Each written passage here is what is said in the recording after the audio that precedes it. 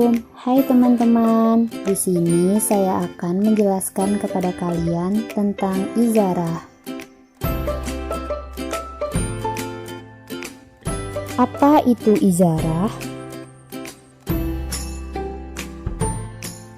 Ijarah adalah akad pemindahan hak guna atau manfaat suatu barang atau jasa dalam waktu tertentu dengan adanya pembayaran upah atau ujrah tanpa diikuti dengan pemindahan kepemilikan atas barang itu sendiri.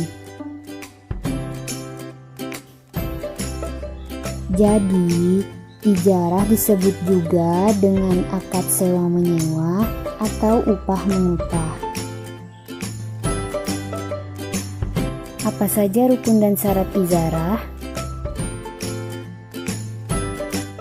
Yang pertama, pelaku, ada pemilik, ada penyewa.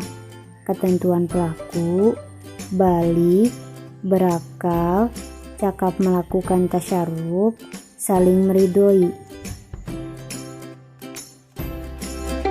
Yang kedua, sigat ijab kabul.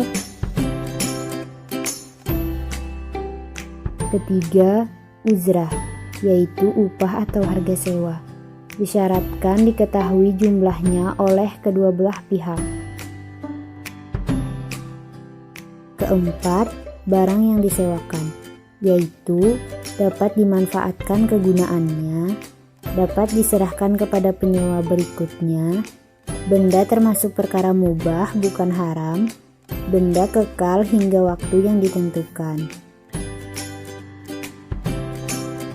Izarah, ada izarah ain, ada izarah amal. 1. Izarah ain atau objek barang. Pertama, terjadinya akad izarah antara mu'zir dan musta'zir.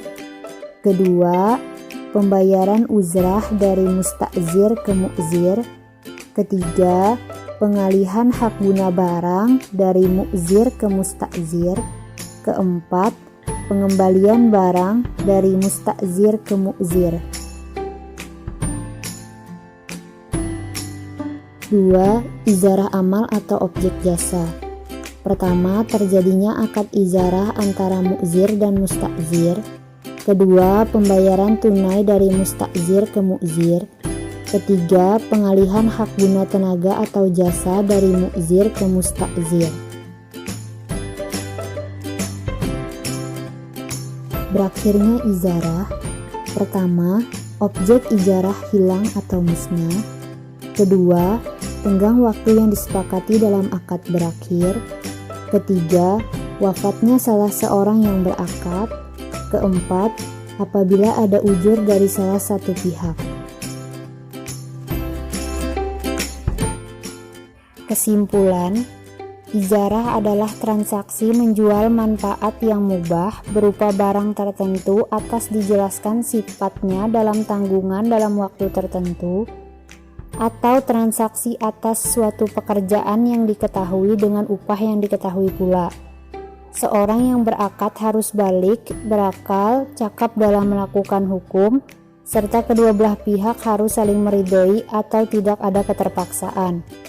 Ijarah berakhir apabila barang hilang atau musnah, waktu yang disepakati dalam akad berakhir, salah satu pihak yang berakad ada yang meninggal, atau pihak yang berakad ada uzur, seperti kehabisan modal. Pertanyaan 1. Bagaimana hukum sewa menyewa jika penyewa menghilang, misalkan dalam transaksi sewa ruko?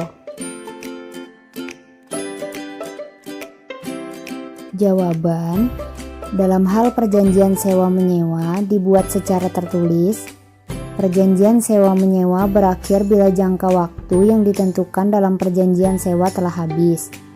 Dan jika secara lisan, maka sewa menyewa tersebut berakhir pada saat salah satu pihak memberitahukan kepada pihak yang lain bahwa ia hendak menghentikan sewanya.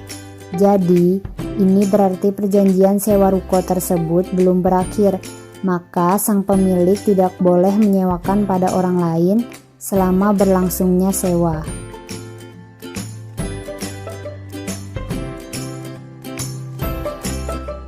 Pertanyaan 2. Bagaimana perspektif hukum Islam pada sistem pembayaran uang muka atau DP dalam sewa-menyewa?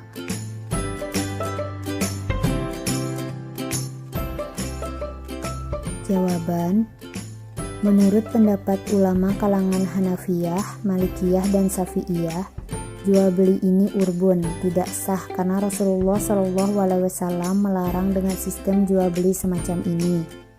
Hal ini termasuk memakan harta orang lain dengan cara batil, karena disyaratkan bagi penjual tanpa ada kompensasi.